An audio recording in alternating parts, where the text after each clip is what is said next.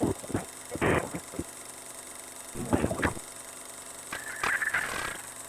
Hello, வணக்கம் and welcome to our YouTube channel friends. இன்னைக்கு நம்ம இந்த வீடியோல ஆனந்த் ராமோட இயக்கத்துல நண்பன் ஒருவன் வந்த பிறகு படத்தோட டீடைல் ரிவ்யூ தான் பார்க்க போறோம். வாங்க வீடியோக்குள்ள போலாம். கூட்டாளிங்களுக்குலாம் ஏதோ ஒரு பேர் சொல்லுவியே, நண்பன் ஒருவன் NOVP.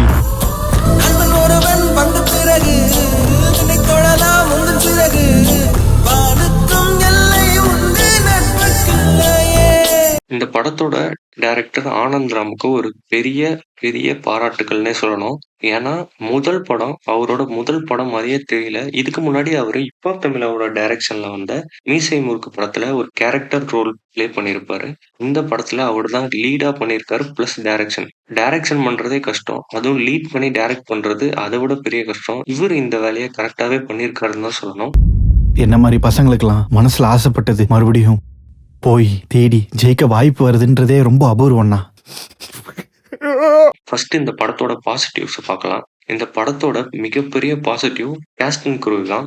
இந்த காலத்துல என்ன ட்ரெண்டா இருக்கோ அதை கரெக்டா கேஸ்ட் அண்ட் க்ரூல அப்ளை பண்ணியிருக்காருன்னே சொல்லணும். இந்த படத்தை பார்க்க வரவங்க கண்டிப்பா ஒரு இன்ஸ்டாகிராம கரெக்டா ஃபாலோ பண்றாங்க, இல்ல நான் யூடியூபை கரெக்டா ஃபாலோ பண்றேன்னா அவங்களுக்கான ஃபேன் பேஸை கரெக்டா பிடிச்சி தியேட்டர்ல உட்கார வச்சிருக்காரு. காலேஜ்னாலும் அப்படியே எல்லாரும் ஒன்னாவே இருந்து ஃபன் பண்ணோம்டா. என்ன பொறுத்த வரைக்கும் லவ்னா என்னன்னு தெரியுமா? சொன்னா புரியாதுடா, ஒரு வாட்டி பண்ணி பாத்துடலாம். இந்த படத்தோட ஸ்டோரி என்னன்னா, ஒரு யங்ஸ்டர் அவனுக்கு வர கேள்வி அதை அவன் எப்படி ஹேண்டில் பண்றான், அவனோட லைஃபோட மோட்டிவ் என்னன்னு எப்படி கண்டுபிடிக்கிறான், அதை எப்படி ஹேண்டில் பண்ணி அவன் லைஃப்ல ஜெயிக்கிறான்றதுதான் இந்த படத்தோட கதையே. இந்த படத்தோட கதை நம்ம நிறைய வாட்டி கேட்டிருந்தாலும் இந்த படத்தோட ஸ்கிரீன் பிளே ரொம்ப புதுசுதான். அழகா நம்மள உட்கார வச்சு என்கேஜிங்கா வச்சிருக்கு. விஸ்காம்ல லோயோலா காலேஜ்ல தளபதி இல்ல, அவரு கூட அந்த காலேஜ் தான்ப்பா. படத்துல பிஜிஎம்ஸ்லாம் சூப்பரா இருக்கு, நல்லா ஒர்க் அவுட் ஆயிருக்கு, சீனை எலிவேட் பண்ணி கொடுக்குது. ஒரு சில பாடல்கள் கேட்குற அளவுக்கு இருந்தாலும் ஒரு சில பாடல்கள் மனசுல நிக்குது. இந்த படம் வந்து பாத்தீங்கன்னா ஸ்டோரி வைஸ் ஒரு ஜெனரல் ஆடியன்ஸை கவர் பண்றதுக்கான எல்லாம் இருக்கு. கண்டிப்பா இந்த படம் ஒரு தியேட்டர் மெட்டீரியல் தான்.